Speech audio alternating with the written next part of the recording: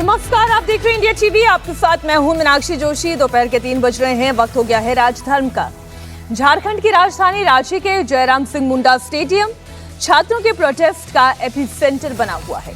पिछले 12 दिनों से हजारों छात्र प्रोटेस्ट कर रहे हैं, धरने पर बैठे हैं, इंसाफ की मांग कर रहे हैं, क्योंकि झारखंड में नौकरियों की चोरी हुई है। मेरिट वाले छात्रों की जगह पैसे और रसूख वालों को नौकरी दे दी गई है।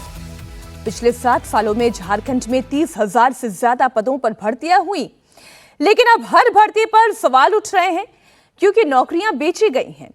वैकेंसी आने से पहले ही उसकी बोली लग जाती थी। आज आपको बताऊंगी कि कैसे झारखंड में सरकारी नौकरियों की भर्ती में खेल हुआ है। पैसे लेकर सरकारी नौकरियां कैसे बेची गई, किसने बेची, पेपर लीक माफिया का सिंडिकेट कैसे काम करता था और कैसे ब्लैक लिस्टेड कंपनी को नौकरी देने का ठेका दिया गया, टीडीपीएल का पूरा डर्टी गेम क्या है, वो सब कुछ आपके सामने रखूंगी। लेकिन सबसे पहले एक बड़ा अपडेट आपको दे दूं। जेपीएससी और जेएसएससी परीक्षा में कथित गड़बड़ियों के खिलाफ छात्रों का आंदोलन धीरे धीरे और तेज हो गया है। छात्रों ने 10 मार्च को झारखंड विधानसभा के घेराव का ऐलान किया। छात्रों का कहना है कि जब तक उनकी डिमांड नहीं मानी जाती तब तक उनका आंदोलन जारी रहेगा।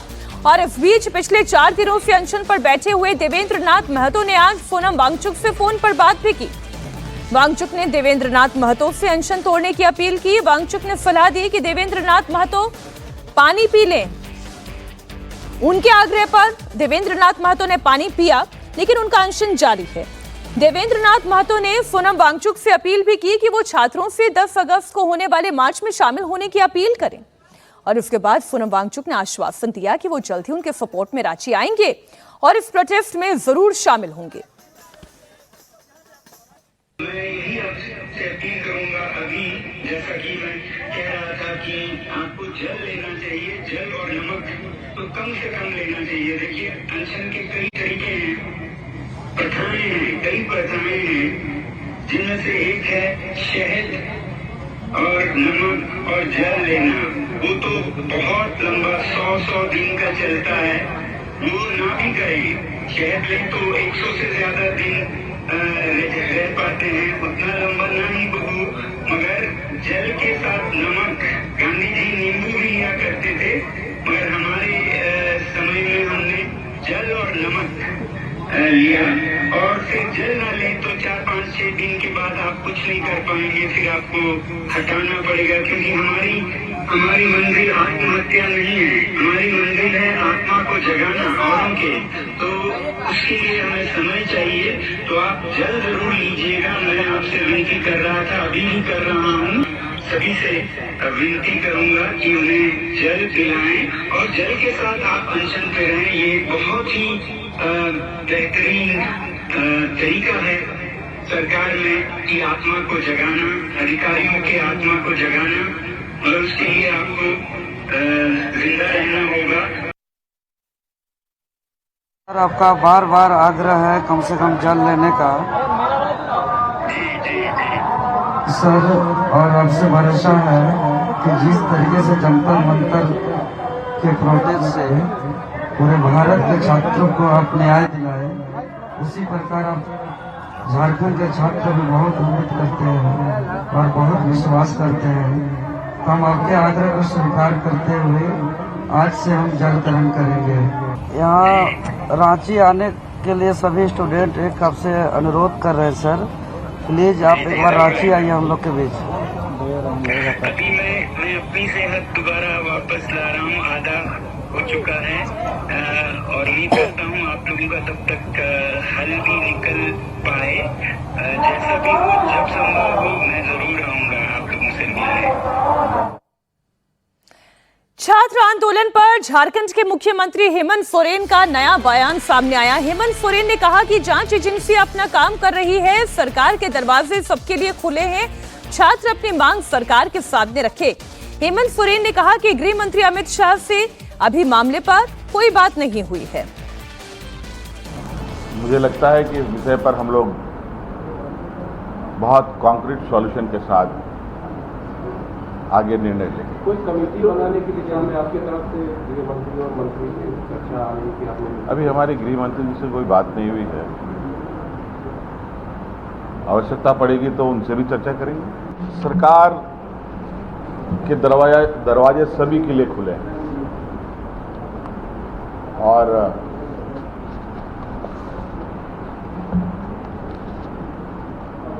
मुझे लगता है सभी लोगों को या जिनकी मांगे सरकार से है वो अपनी बातें रख सकते हैं और निश्चित रूप से उनके विषय अप्रत्यक्ष रूप से तो हमारे संज्ञान में है ही और वो लोग अपनी बातों को रखेंगे तो निश्चित रूप से सरकार उसकी बातों को गंभीरता से लेगी। एजेंसीज हैं, एजेंसी देश में कौन कौन सा है आप सबको पता है और कौन कौन किस तरीके से काम कर रहा है वो भी पता है और कैसे आंदोलन के मोर्चे संभाले जा रहे हैं वो भी आपको पता है। आज तो हमने शायद जिस तरीके से इसमें संज्ञान लिया है, सरकार ने जिस तरीके से इसमें अपनी कदम बढ़ाई है और सभी राज्यों में ऐसी घटनाएं हमारे कानों तक में है जहां ऐसी घटनाएं तो हो रही हैं लेकिन सरकार कोई कदम नहीं उठाती। सत्र हम लोगों ने आहूत इसीलिए किया है कि सत्र चले। अब मुख्यमंत्री ये कह रहे हैं कि छात्रों के लिए दरवाजे खुले हैं। महज 1 किलोमीटर की दूरी पर छात्र धरने पर बैठे हुए हैं। मुख्यमंत्री जाकर मुलाकात कर सकते हैं, अपना प्रतिनिधि मंडल भेज सकते हैं। ये कौन से दरवाजे खुले हैं जहां पर छात्र और मुख्यमंत्री के बीच में बातचीत नहीं हो रही है? खैर, ये तो राजनीति की बात है, लेकिन मामला क्या है वो मैं पूरा आपके सामने खोलकर रख दूं। झारखंड में जेपीएससी और जेएसएससी में कैसे सरकारी नौकरियों की बोली लगाई गई, इस डर्टी गेम के पीछे कौन कौन था उसके बारे में आप जान लीजिए। इस मामले में झारखंड पुलिस ने अभय तिवारी उर्फ मनोज तिवारी को गिरफ्तार किया। शख्स एक है लेकिन दो नाम हैं, अभय तिवारी भी और मनोज तिवारी भी। एक जगह अभय तिवारी बनकर काम कर रहा था तो दूसरी तरफ मनोज तिवारी बनकर भी काम कर रहा था। अभय तिवारी बनकर झारखंड सरकार में अधिकारी के पद पर कार्यरत था। वो गोड्डा में ब्लॉक सप्लाई ऑफिसर था। अभय तिवारी के नाम से नौकरी कर रहा था, तो वहीं दूसरी तरफ वो टीडीपीएल में मार्केटिंग मैनेजर के तौर पर बतौर मनोज तिवारी बनकर काम कर रहा था। मार्केटिंग मैनेजर की पोस्ट दी गई थी इसे, और यही इस पूरे मामले में किंग पिन, मास्टरमाइंड बताया जा रहा है। यानी अभय तिवारी का ये पूरा खेल टीडीपीएल के जरिए ही खेला जा रहा था। अब ये टीडीपीएल कंपनी है क्या, इस कंपनी के बारे में आप जान लीजिए, जिसने नौकरियां बेची। ये एक ब्लैक लिस्टेड कंपनी है, इसके बावजूद इसे झारखंड में ठेका मिल गया झारखंड में सिविल सेवा की परीक्षा कंडक्ट कराने का। अब टीडीपीएल का पूरा नाम क्या है वो आप जान लीजिए, यह है TSR data processing private limited, जिसकी स्थापना 2010 में लखनऊ में हुई थी, लेकिन 2018 में ही कंपनी को उत्तर प्रदेश में ब्लैक लिस्ट कर दिया गया था। इसके बावजूद झारखंड में इसे लिया गया। सोचिए, एक ब्लैक लिस्टेड कंपनी जो कि साल 2018 में ब्लैक लिस्ट कर दी गई थी, उसे झारखंड में परीक्षा करवाने का ठेका दिया गया। अब अभय तिवारी और टीडीपीएल का कनेक्शन क्या है, ये तो मैंने आपको बताया कि टीडीपीएल कंपनी में बतौर मार्केटिंग मैनेजर के तौर पर अभय तिवारी काम कर रहा था और यहां पर उसका नाम मनोज तिवारी था। इस कंपनी के पास सालों से झारखंड में एग्जाम कंडक्ट कराने की जिम्मेदारी थी। इस कंपनी का बैकग्राउंड भी कोई साफ सुथरा नहीं है। टीडीपीएल का ऑफिस लखनऊ में ही उत्तर प्रदेश सरकार ने इस कंपनी को जब ब्लैक लिस्ट किया था, उसके बाद 2018 में ही ग्रामीण विकास अधिकारी की भर्ती परीक्षा का एग्जाम कंडक्ट हुआ था। और आरोप टीडीपीएल पर यह लगा, साल 2021 की अगर बात करें, यूपी में ब्लैकलिस्ट होने के बाद झारखंड में ये कारोबार करने लगा और झारखंड में ही जेपीएससी परीक्षा जब इन्होंने कंडक्ट कराई तो मई 2025 में टीडीपीएल को झारखंड में भी ब्लैकलिस्ट कर दिया गया। यानी 2018 में यूपी में ब्लैकलिस्ट हुआ, झारखंड में 2025 में इसे फिर से ब्लैकलिस्ट किया गया, लेकिन इसके बावजूद 1 महीने के अंदर अंदर ही इसके ऊपर से बैन हटा दिया गया। मात्र 1 महीने के अंदर मई में ब्लैकलिस्ट किया गया, जून 2025 में टीडीपीएल से बैन हटा दिया गया। अब इसी कंपनी के डायरेक्टर रामवीर और सत्यपाल को अरेस्ट किया गया। इस कंपनी पर यूपी विधानसभा स्टाफ नियुक्ति में गड़बड़ी का आरोप लगा और इसके बाद इस कंपनी को यूपी सरकार ने ब्लैकलिस्ट करते हुए जब हटाया तो झारखंड में इस कंपनी पर मेहरबानी क्यों की गई, इसकी अकाउंटेबिलिटी, इसकी जवाबदेही किसके पास है। अब अगला पहलू देखें।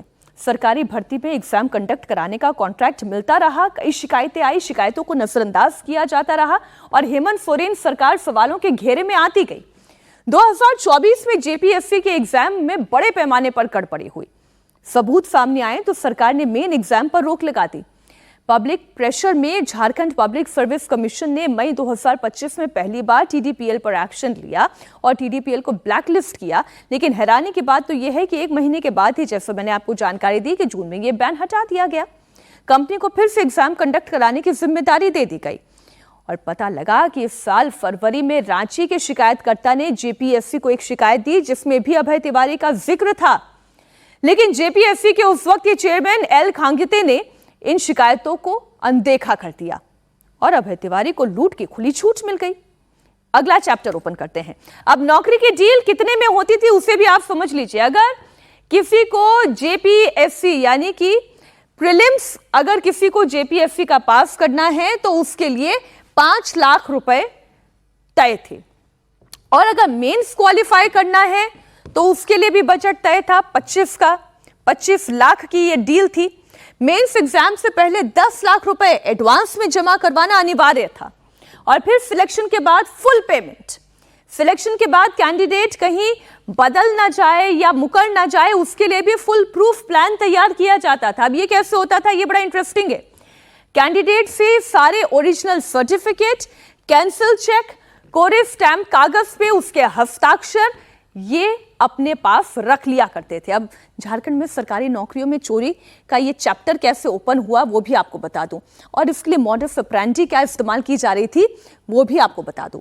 अब देखिए सेटिंग कैसे होते थे। अब मॉड्यूल नंबर 1 क्या है, ये सिंडिकेट कैसे काम करता था। इसमें अभ्यर्थियों को निर्देश दिए जाते थे कि वो परीक्षा हॉल में ओएमआर शीट खाली या आधा अधूरा छोड़कर आ जाए। अब ओएमआर शीट क्या है वो तो आपको पता ही है। जब भी आप इस तरीके के कॉम्पिटिटिव एग्जाम में जाते हैं या आपके कोई साथी जाते होंगे, शीट होती है, उसमें क्वेश्चन लिखा हुआ रहेगा। मतलब एक तरफ क्वेश्चन पेपर होगा, उस क्वेश्चन पेपर के आधार पर आपको ओएमआर शीट भरनी होती है। उसमें एक गोला, फिर अगले क्वेश्चन में दूसरा गोला, तीसरे क्वेश्चन में तीसरा गोला, यानी जो भी आपके ऑप्शंस होते हैं उनको आपको सिलेक्ट करना होता है। तो पहला मॉड्यूल कैसे काम कर रहा था कि अभ्यर्थी को पहले ही बोल दिया कि या तो तुम थोड़ा बहुत भरना अपनी ओएमआर शीट को, उसको अधूरा छोड़ देना ताकि एग्जाम के बाद उसे सही तरीके से भरा जा सके। इस तरीके से ये पहला मॉड्यूल काम करता था। अब दूसरा मॉड्यूल का काम करने का तरीका ओएमआर शीट की कार्बन कॉपी तैयार करना। अब मॉड्यूल में ये जो कार्बन कॉपी तैयार करने का जो तरीका था वो भी कमाल का था। अच्छा, इसमें मॉड्यूल नंबर 3 आपको बता दें, इंजन बोगी सिस्टम, यानी कि सबसे आगे एक ऐसे व्यक्ति को बैठा दिया जिसके पास पूरी जानकारी थी कि क्वेश्चन पेपर में कौन कौन से क्वेश्चन आने वाले हैं, उसका जवाब क्या होगा, वो सबसे आगे बैठ जाएगा। उसके बाद उसके पीछे बैठने वाले जितने भी अभ्यर्थी होंगे उन्हें आंसर बताने की जिम्मेदारी पहले इंजन की होगी, इंजन बोगी सिस्टम। और चौथा नंबर मॉड्यूल का यह था कि परीक्षा से पहले प्रश्न पत्र को ही रटवा दिया। होटल का कोई कमरा बुक कर लिया, वहां पर अभ्यर्थियों को बुलवा लिया, जिन जिन से आपने कैश लिया है, पैसा लिया है, उनको बैठा के आपने पूरा प्रश्न पत्र और उसके जवाब क्या आने वाले हैं उसका रट्टा करवा दिया।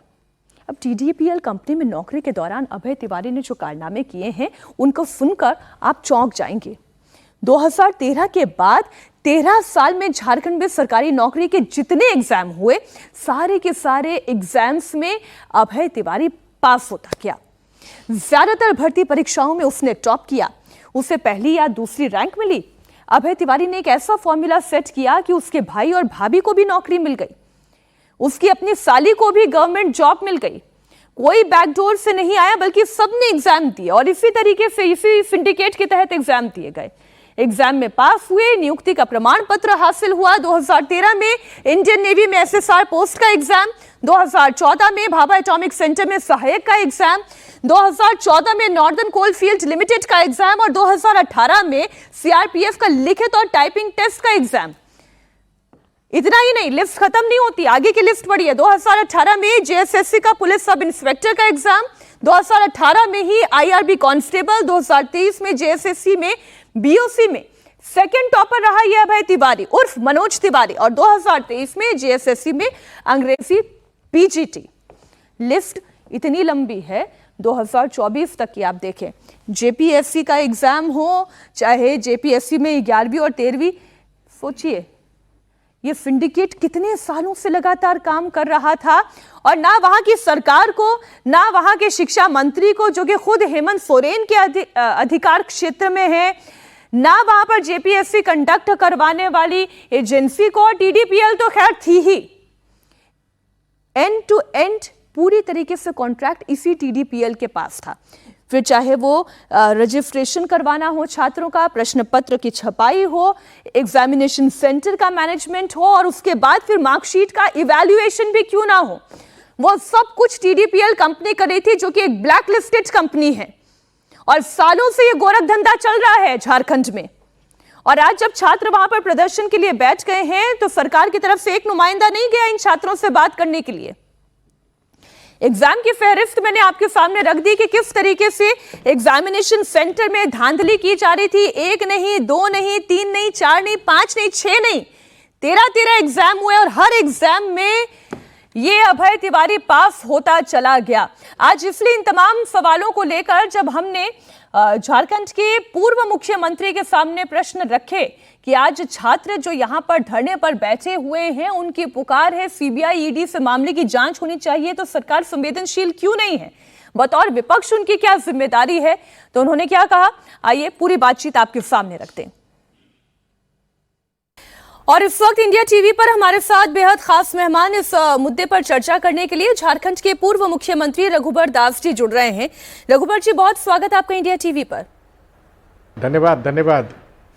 रघुबर जी, इस वक्त झारखंड का छात्र, झारखंड का जेएनसी मैदान पे डटा हुआ है। उनकी मांग ये है कि जेपीएससी, जेएसएससी परीक्षा में हो रही धांधली की अब सीबीआई और ईडी से जांच होनी चाहिए, लेकिन इसके बावजूद सरकार सुन नहीं रही है। आप तक जो छात्रों की मांग पहुंच रही है, आप क्या समझ पा रहे हैं इस पूरे मुद्दे पर? देखिए, झारखंड में विगत कई दिनों से झारखंड के सुदूर क्षेत्रों से, गांव से हमारे बच्चे बच्चियां 11 दिन से राज्य की राजधानी रांची में बैठे हुए हैं।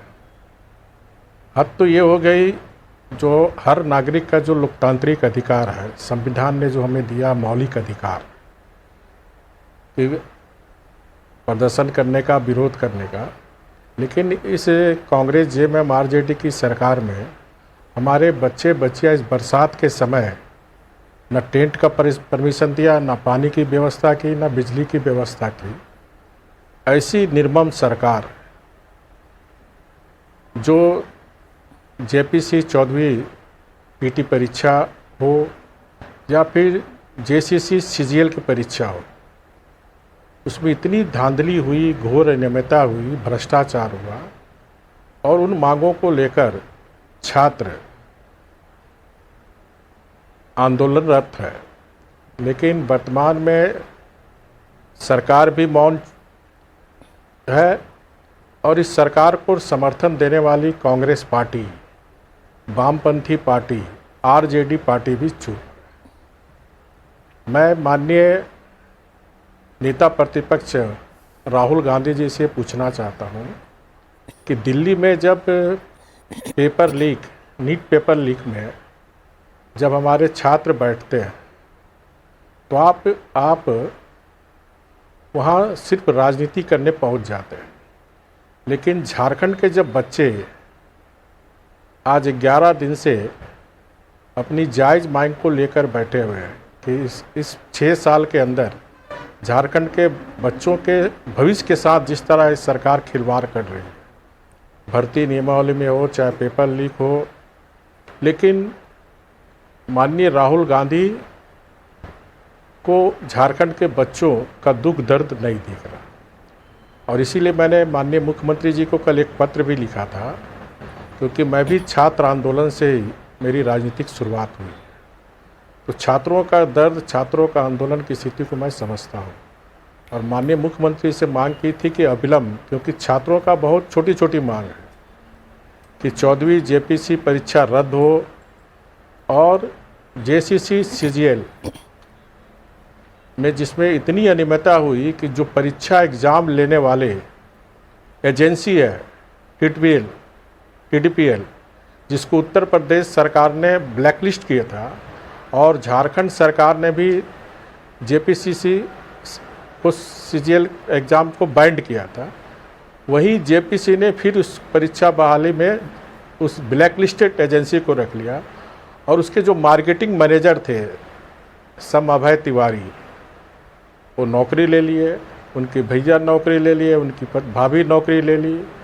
इस तरह इतनी अनियमितता, जेपीसी से ज़्यादा घोटाला जेपीसी से सीजीएल में हुआ और इसीलिए छात्र का मांग है कि जेपीसी परीक्षा रद्द हो और जेसीसी सीजीएल सहित सीआईडी के जगह सीबीआई से मांग हो। बिल्कुल ठीक बात है, लेकिन रघुवर जी अभी जो आपने अपने वक्तव्य में ये कहा कि मुख्यमंत्री संवेदनशीलता नहीं दिखा रहे, उनके साथ ही राहुल गांधी हो, चाहे आरजेडी के साथ मिलकर इस वक्त ये सरकार चला रहे हैं, वो संवेदनशीलता नहीं दिखा रहे हैं। लेकिन कल ही हेमंत सोरेन ने बयान दिया और उन्होंने कहा कि भाई मैं सीना चीर कर तो दिखा नहीं सकता, लेकिन जांच हो रही है और सच सामने आएगा। नहीं, मैं माननीय मुख्यमंत्री से जानना चाहता हूं, इस सिर्फ 14वीं जेपीसी की बात नहीं है, विगत 6 वर्षों से इस तरह की अनियमितता भर्ती में चल रही है। 3-4 साल पहले ही उत्पाद परीक्षा में हमारे 19 बच्चे सरकार के कारण असामयिक मृत्यु हुई। तो 6 वर्ष से चल रहे थे, उनकी आंख कान कहाँ था? ये झारखंड का युवा शक्ति, झारखंड की जनता जानना चाहती है। ये सिर्फ 14वीं जेपीसी की परीक्षा की बात नहीं है, ये बात जब से सरकार बनी है तब से नियुक्ति घोटाला, क्योंकि सरकार में सिंडिकेट हावी है, तो अब नियोजन सिंडिकेट भी सरकार पे हावी है। तो 6 वर्ष में माननीय मुख्यमंत्री जी का आंख कान नहीं खुला हुआ था, ये झारखंड की जनता जानना चाहती है माननीय मुख्यमंत्री जी। और झारखंड की जनता ये भी जानना चाहती, माननीय राहुल गांधी जी जो हमारे नीट पेपर में 21 बच्चे सुसाइड किए थे, तो उनके लिए वो गांधी घाट चले गए, लेकिन जो हमारे 19 बच्चे असामयिक सरकार के कारण जिनकी मृत्यु हुई, तो भगवान बिरसा मुंडा के धरती में उन बच्चों को श्रद्धांजलि देने क्यों नहीं आए? इस तरह ये झारखंड की जनता या देश की जनता पूछना चाहती है कि आपकी जहां समर्थन से सरकार है, तो ये सिलेक्टिव क्यों आप इस तरह काम कर रहे हैं? और आप जो देश में अराजकता फैलाना चाहता माननीय नेता प्रतिपक्ष कांग्रेस पार्टी, ये देश की जनता देख रही है और सिर्फ आप अपनी खोई हुई राजनीतिक तराशने के लिए देश के युवकों को भड़काने का काम कर रहे हैं। तो झारखंड हो, चाहे कर्नाटक हो, चाहे पंजाब हो, ये सारे जगह पेपर लीक हुए। वहाँ कांग्रेस पार्टी, आप पार्टी, अन्य वाम दल पार्टी क्यों नहीं जा रही है? ये देश की जनता सारी चीजें देख रही है। नहीं, ये दोहरा रवैया दिखाई दे रहा है रघुवर दास जी, लेकिन समस्या का समाधान क्या है, मैं उस समाधान की तरफ भी चर्चा करना चाहती हूँ। रघुवर दास जी, इस वक्त मुख्यमंत्री ये कह रहे हैं कि उच्च शिक्षा मंत्री सुदिव्य कुमार सोनू और गृह सचिव वंदना दादेल की देखरेख में कमेटी बनाई जाएगी और वो जाकर छात्रों से बात करेगी। लेकिन मेरा प्रश्न ये है कि इनके पद पर रहते हुए इतनी बड़ी धांधली हो गई, तो इसकी जवाबदेही तय क्यों नहीं होनी चाहिए? या जो आज छात्र ये कह रहे हैं कि खुद शिक्षा मंत्रालय जैसी तो कोई चीज है ही नहीं। निश्चित रूप से जवाबदेही तय होनी चाहिए। यही तो छात्र पूछ रहे हैं सरकार से कि सिर्फ 14वीं जेपीसी पीटी परीक्षा की बात नहीं है, विगत 6 वर्षों से ये धंधा चल रहा है यहाँ, नियोजन घोटाला। तो कौन जवाबदेही लेगी? मैं यही तो जानना चाहता हूँ कांग्रेस पार्टी से, अगर थोड़ी भी अगर झारखंड के छात्रों या देश के छात्रों की चिंता करती है कांग्रेस पार्टी, तो अविलंब इस सरकार से समर्थन वापस ले, अन्यथा देश का युवा शक्ति ये समझेगी कि कि अपनी खोई हुई ज़मीन को तराशने के लिए युवाओं के भावनाओं के साथ खिलवाड़ करने का काम, सिर्फ अपनी राजनीतिक रोटी सेकने का काम कांग्रेस पार्टी कर रही है। लेकिन सर, झारखंड का ये चैलेंज क्या है? 26 साल हो गए इस राज्य को बने हुए, अब तक 25 परीक्षा तक नहीं करवा पाया है ये राज्य। और इसमें जब हम विपक्षी दलों से भी प्रश्न पूछते हैं तो ये कहते हैं कि भारतीय जनता पार्टी भी तो इसी सरकार में रही, इसी प्रदेश में उनकी भी सरकार रही। तो क्या ये सवाल आप बीजेपी से नहीं पूछते हैं? तो इसलिए मेरा सवाल आपसे है कि 26 साल में 25 परीक्षा भी इस राज्य में क्यों नहीं हो पाई, जबकि हर वर्ष एक परीक्षा तो होनी ही चाहिए। देखिए, एकदम आपकी बात सही है। राज्य गठन होने के बाद झारखंड में स्थानीय नीति नहीं बनी थी, जिनके कारण नियुक्ति नहीं हो रही थी, ना नियोजन नीति थी। जब आदरणीय मोदी जी के नेतृत्व में 2014 में डबल इंजन की सरकार बनी, तो 14 साल के बाद हमने स्थानीय नीति बनाई। और इस 5 वर्ष के जो डबल इंजन की सरकार में थी, मेरी चुनौती है विपक्षी दल को, आपके टीवी के माध्यम से 1,33,000 हमने सरकारी नौकरी दी। प्रश्न ये भी पूछा जा रहा है कि दिल्ली में जब जंतर मंतर पर छात्र बैठे थे और नीट परीक्षा लीक की बात उठा रहे थे, तो उस प्रदर्शन को ताकत देने के लिए across all parties other than जो अभी सरकार में हैं, यानी कि चाहे वो महाराष्ट्र की उद्धव ठाकरे की पार्टी हो, चाहे वो आरजेडी हो, चाहे वो राहुल गांधी की पार्टी हो, सभी पार्टियों ने पूरी जान लगाई और इस प्रदर्शन को बड़ा बनाने की कोशिश की। आज भारतीय जनता पार्टी झारखंड में विपक्ष में है, वो इस प्रदर्शन को बड़ा बनाने की, छात्रों की आवाज को बल देने का प्रयास क्यों नहीं कर रही? वो अपने आप को क्या इन छात्रों से अलग रखने की कोशिश कर रही है? नहीं, देखिए, हम छात्रों के नाम पर राजनीति नहीं करना चाहते हैं।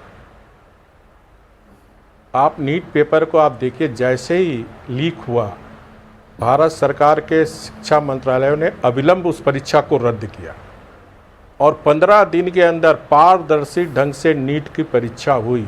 हमारे झारखंड देश के बच्चे खुश हुए उस नीट परीक्षा से, और ऐसे कड़े कानून बनाए गए कैबिनेट के द्वारा कि भविष्य में फिर नीट की परीक्षा में अनियमितता ना हो। साथ ही साथ स्पेशल कोर्ट बनाए गए और 3 महीने के अंदर उसमें सजा को देखते हुए 13 अभियुक्त को केंद्र ने सीबीआई के ने गिरफ्तार किया। अविलंब मामले को सीबीआई दिया।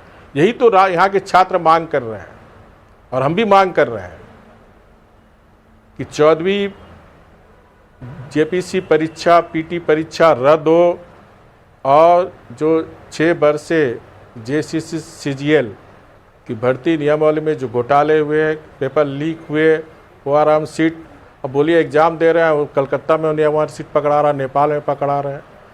तो इस सारे मामले को सीबीआई को अविलंब केंद्र सरकार, राज्य सरकार रेफर करे सीबीआई के मामले के लिए, भारत सरकार के लिए। जब केंद्र सरकार, मोदी सरकार ने त्वरित निर्णय लिया छात्रों के हित को ध्यान में रखते हुए, तो झारखंड सरकार, जिसमें कांग्रेस यहाँ समर्थन दे रही है, वाम दल समर्थन दे रही है इस सरकार को, आरजेडी क्यों, ये सिलेक्टिव क्यों, दोहरी राजनीति क्यों? उम्मीद करते हैं कि बतौर विपक्ष आप ही अपनी जिम्मेदारी का निर्वहन करेंगे और हेमंत सोरेन सरकार इस पर क्या फैसला लेती है उस पर एकदम भारतीय जनता पार्टी पूरी विपक्ष की भूमिका अदा कर रही है, छात्रों के साथ है।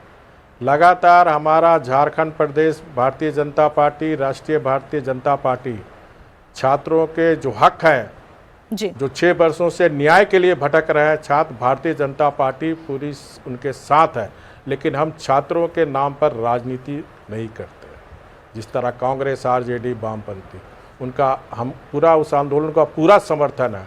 और इसलिए माननीय मुख्यमंत्री जी से अनुरोध है कि अविलंब छात्रों के प्रतिनिधि मंडल को बुलाकर उनकी जो समस्या समाधान करें और आंदोलन को समाप्त करने की दिशा में काम करें। जी, बहुत शुक्रिया रघुबर जी, इंडिया टीवी को समय देने के लिए। धन्यवाद।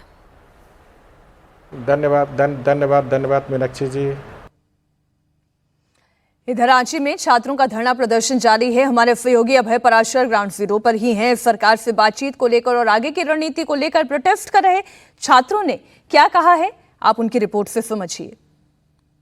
रांची के जयपाल स्टेडियम में लगातार स्टूडेंट्स बैठे हुए हैं इस उम्मीद में और इस इंतजार में कि सरकार इन लोगों से बात करेगी और सीबीआई जांच की जो मांग है स्टूडेंट्स की वो मानेगी। जेपीएससी और जेएससी एग्जाम में जो धांधली है, जो गड़बड़ी है, उसको लेकर ये स्टूडेंट्स पिछले 12-13 दिन से लगातार बैठे हुए हैं। आज 4 स्टूडेंट्स यहाँ पर भूख हड़ताल पर भी बैठ गए हैं, लेकिन अब तक सरकार की तरफ से कोई औपचारिक ऐलान नहीं किया गया है कि क्या उनकी कमेटी इन स्टूडेंट्स से बातचीत करेगी, कब बातचीत करेगी। इसी को लेकर इन स्टूडेंट्स में अभी भी कोई इनको क्लियरिटी नहीं है। हमारे साथ कुछ स्टूडेंट्स मौजूद हैं। क्या नाम है आपका? जी, मेरा नाम ब्रज किशोर है। किशोर जी, आज प्रोटेस्ट का 12वां दिन है और मैं देख रहा हूँ आज भूख हड़ताल पर भी लोग बैठे हैं कुछ।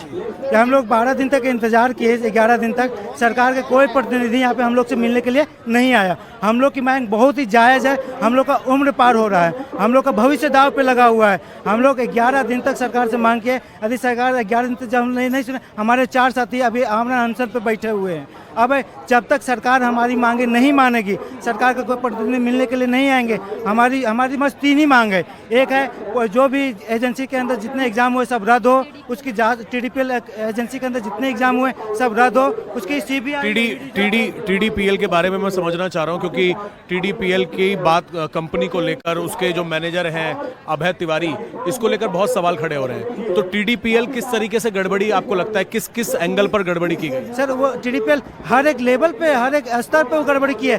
क्योंकि कोई कमीशन होता है ना, तो अपना एक काम किसी एक एजेंसी को देता है। JPSC एक ऐसा एकमात्र कमीशन है, अपना हर एक काम, एग्जाम लेने का, क्वेश्चन सेट करने का, OMR चेक करने का, क्वेश्चन फिर मेंस लेने का, सब काम एक ही कंपनी करती थी। और अभय तिवारी जैसा TDPL का कंपनी का जो मार्केटिंग मैनेजर है, वो मार्केट पे हर गली मोहल्ला में अपना दलाल सेट करके रखा हुआ था। अभी जो रेड्स हुई हैं, CID ने रेड की, उसमें हाल फिलहाल में ही चेक मिले हैं, कई करोड़ रुपए के चेक मिले हैं अलग अलग जगहों से, और अभय तिवारी को गिरफ्तार भी किया है। अब क्या कुछ मांगे हैं आप लोगों? हम लोग की मांगे ये पूरा मनी लॉन्ड्रिंग का भी मामला है, इसमें ED की भी जांच हो, और ये जितने घोटाले हुए हैं एग्जाम में सबकी CBI जांच हो, और उसमें जितना भी हम लोग का अदर जो कमीशन BPSC हो गया, उत्तर प्रदेश हो गया, इन लोग का जो SOP है, उस SOP के स्टैंडर्ड पे JPSC आगे का एग्जाम कंडक्ट करे। हमारे उसमें बहुत सारे रिफॉर्म्स की भी मांग है। क्या लग रहा है कि अभय तिवारी ने किस तरीके से ये धांधली करी, क्योंकि उसको गिरफ्तार किया गया है और बहुत सारे स्टैम्प पेपर्स मिले हैं, अलग अलग जगहों से चेक बुक्स मिली हैं, तो धांधली किस तरीके से की गई? क्या वो सिंडिकेट है, कैसे पैसे लिए गए? तो पूरा एक सिंडिकेट का मामला है। आप देखे होंगे जो 40वां रैंक रवि कुमार का नाम सामने आ रहा है, जो पूर्वी दिल्ली का रहने वाला है, पिछले JPSC में वो सिलेक्टेड है, अभी वो झारखंड प्रशासनिक सेवा में है। वो उसके ऊपर 25,000 का इनाम पहले से भी था। तो मैं ये समझना, हम लोग की बुद्धि ही नहीं काम कर रही है कि किस प्रकार से वो आप रिक्रूट करते हैं और किस प्रकार से वेरिफिकेशन आप करते हैं। क्योंकि किसी का भी यहाँ पे जॉब लगता है ना, तो पुलिस वेरिफिकेशन होता है। आप किस प्रकार से वेरिफिकेशन किए थे? अभी आप लोगों की कोई बातचीत हो पाई है? जैसे कल हेमंत सोरेन कह रहे थे कि वो स्टूडेंट्स के साथ हैं, कोई बातचीत हो पाई है कोई कमेटी को लेकर? अभी देखिए, कांग्रेस के द्वारा एक अभिवक्ता आए हुए थे, उनके द्वारा हमें आश्वासन दिया गया है कि हम लोग शाम 5 बजे मीटिंग करके सरकार से आप लोगों को बताएंगे कि क्या हो रहा है क्या नहीं। उससे के अलावा गवर्नमेंट की ओर से कोई अभी तक हम लोगों के पास आया नहीं है वार्तालाप करने के लिए।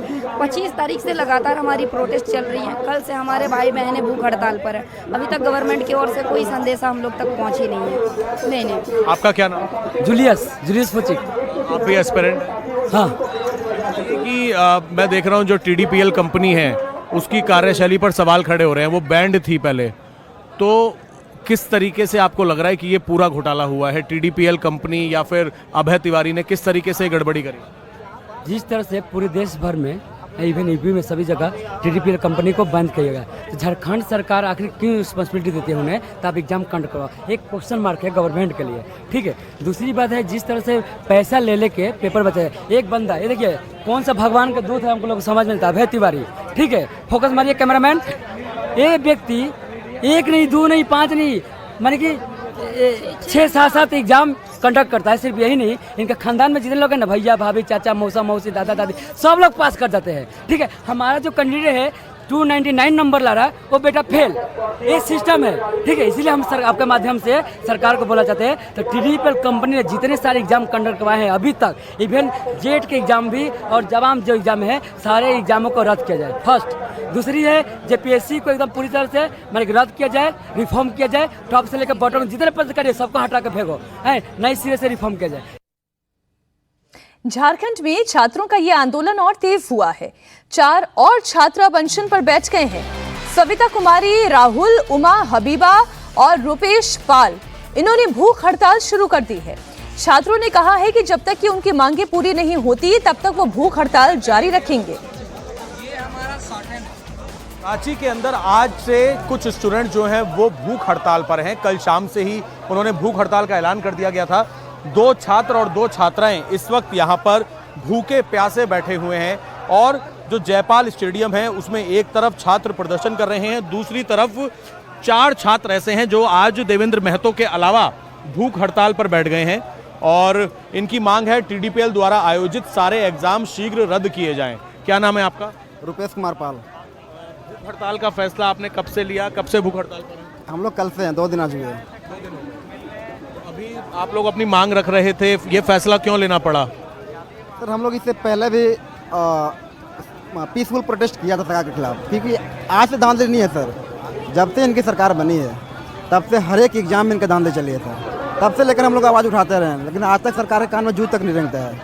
इसलिए आज मजबूरन अभी भी हम लोग यहाँ से 10 दिन प्रोटेस्ट में बैठे थे, पीसफुल प्रोटेस्ट है। हम लोग कैंडल मार्च किए, संविधान मार्च किए और क्या उसके मसाल जुलूस भी मार्च किए, फिर भी सरकार को कान में तक आवाज़ नहीं गया। फिर मजबूरन हम लोग को कल से भूखा ताला बैठना पड़ा, लेकिन आज तक सर सरकार की टीम आज तक हम लोग से मिलने तक नहीं है। अभी आप लोगों की जो मेन मांगे हैं, एक तो सीबीआई को ट्रांसफर, टीडीपीएल को लेकर क्या कहना है? सर टीडीपीएल एजेंसी जो है सर टीडीपीएल एजेंसी के जो मार्केटिंग मैनेजर है अभय तिवारी जो हैं सर, इतने बड़े करप्टेड है वो खुद झारखंड के 12 एग्जाम क्वालिफाइड किया है।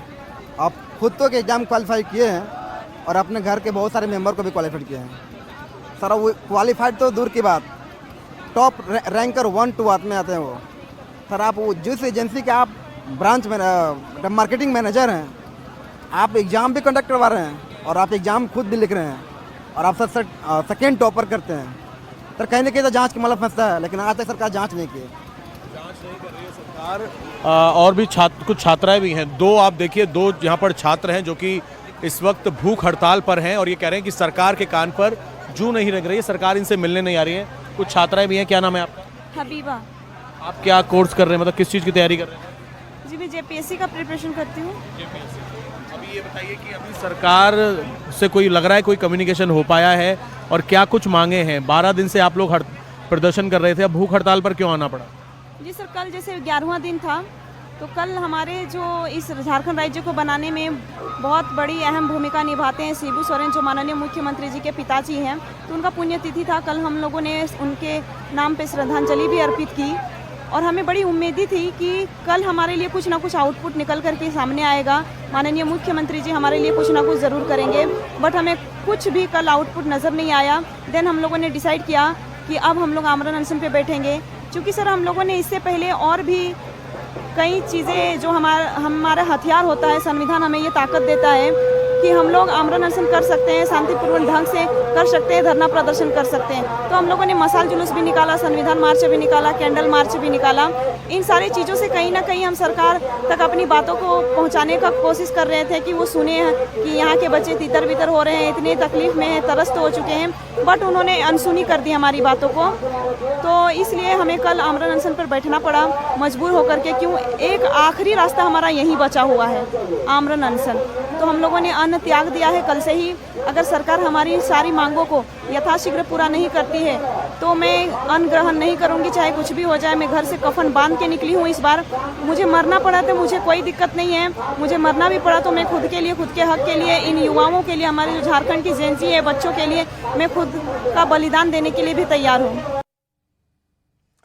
अभय तिवारी को लेकर रांची में प्रोटेस्ट कर रहे छात्रों में गुस्सा है। झारखंड के छात्रों की डिमांड है कि 14th जेपीएससी प्रारंभिक परीक्षा और जेपीएससी सीजीएल परीक्षा को रद्द किया जाए। जेपीएससी और जेएसएससी की परीक्षाओं में गड़बड़ी की जांच हो, सीबीआई और ईडी के द्वारा ये जांच कराई जाए।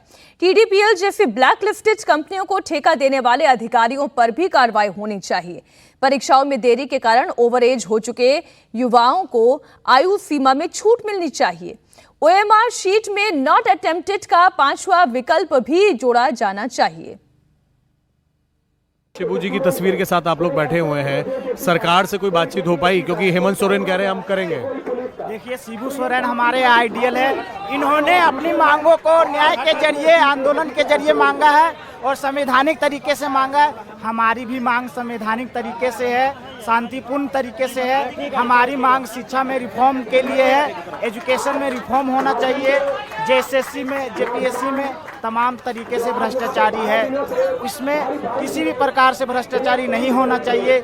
आप देखेंगे कि जो टीडीपीएल है, ब्लैकलिस्ट एजेंसी है, जम्मू कश्मीर में सबसे पहले ये ब्लैकलिस्ट हुई थी, फिर यूपी में ब्लैकलिस्टेड किया गया, लेकिन हमारे झारखंड में ऐसे एजेंसी को पेपर करवाने का जिम्मा दे दिया जा रहा है। और यही कारण है कि ये एजेंसी सरकार के पल्ले में रहकर नौकरी बेच रही है और वैसे छात्र को ही नौकरी दिया जा रहा है जो पैसे दे रहे हैं। यहाँ पे मेरिट का कोई नामो निशान नहीं है। लाखों बच्चे जो छात्र जो सालों साल से मेहनत कर रहे हैं, उनकी मेहनत बर्बाद जा रही है। कि ऐसा बड़ा प्लेटफॉर्म पहली बार आया है। ऐसे बैनर पोस्टर ये देखिए लगा रहे हैं, पैसा दो नौकरी लो। हेमंत सोरेन की तस्वीरें यहाँ पर लगी हुई हैं।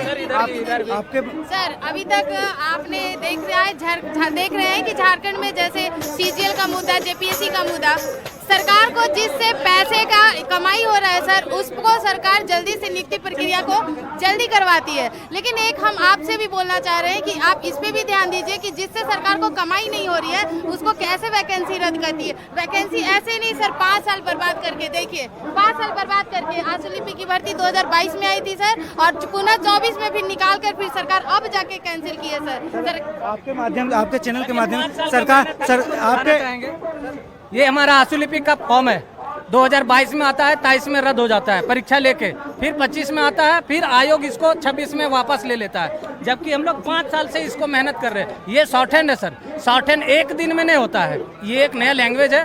ये 5 साल 7 साल मेरा बर्बाद हुआ है। अब आयोग कहता है कि आप किसी और चीज़ का तैयारी करें। मैं आयोग को बताना चाहता हूँ, आप किसी भी विज्ञापन को निकालते हैं क्या मदिरा का सेवन करके निकालते हैं, नशा में निकालते हैं या फिर नींद में निकालते हैं? माध्यम से हेमंत सर के पास एक मैसेज पहुंचाना चाहेंगे। सर, हम आप ही के बच्चे हैं, आप ही के राज्य के बच्चे हैं। ना तो हम लोग किसी पार्टी के एजेंट हैं, ना तो हम लोग पत्थरबाज हैं, ना तो हम लोग गालीबाज हैं, ना तो हम लोग 370 का बहाल करने का मांग कर रहे हैं, ना तो कुछ और मांग कर रहे हैं। हम लोग की बात एक ही मांग है, आप जितनी भी परीक्षा प्रणाली है सबको निष्पक्ष और पारदर्शी बनाइए, बस और कुछ नहीं मांग रहे। और मांग को लेकर नहीं बैठे हैं, मांग सिर्फ इतनी है कि शिक्षा प्रणाली को ठीक करें। क्या नाम है आपका? सुरेंद्र साहू नाम हुआ सर। कोई बातचीत लग रहा है सरकार करेगी? सर, सरकार हर धर्मे पे उतर आई है, अब वही हम लोग इंतजार कर रहे हैं। हम लोग बात सरकार के कान तो क्यों नहीं जाती है? जब कल्पना सोरेन रो रही थी तब उनको आंसू देख के हम लोग उनको सरकार दोबारा बनाए हैं, लेकिन हमारे आंसू को कल्पना सोरेन को नहीं दिखता, हमारे माननीय मुख्यमंत्री जी को नहीं दिखता है। हम लोग उसी के बच्चे, हम लोग उसको वोट देकर बनाए। आज देखिए हम लोग दर दर भटक रहे, रो रहे हैं। हम लोग को सारा सीट बेच दे रहा है, जैसे कि टीडीपीएल के बारे में क्या जानकारी है, कैसे फ्रॉड करती है? सर, टीडीपीएल देखिए, टीडीपीएल सरकार इतनी बहरे हो गई है कि जब जेएसएससी ने टीडीपीएल को ब्लैकलिस्टेड किया, फिर भी उसको जेपीएससी का एग्जाम करने का नहीं मिल गया। तो टीडीपीएल कंपनी और सरकार के बीच में साठ गांठ बहुत है कि ये पैसे पे डील होती है कि इतना पैसा हम देंगे, और उसी कारण तो सरकार भी मिली हुई है। और ये जेपीएससी हो गया, सीजीएल हो गया, टीजीटी हो गया, ये सारा बेचा गया है अभय तिवारी के द्वारा। अभय तिवारी सरकार और टीडीपीएल का दुलरुआ है और एक वैलिड दलाल बोलिए उसको। सर, तिवारी के बारे में क्या पता लग रहा है, किस तरीके से उसने सारे एग्जाम क्रॉस कर लिए और अब उसको गिरफ्तार किया गया? हमको तो लग रहा है सर, अभय तिवारी के पास भी शक्ति है, क्योंकि उन्होंने एक नहीं 5 एग्जाम को क्वालिफाई करके बैठे हुए हैं। अगर ऐसा है तो आके हम लोगों को पढ़ाएं।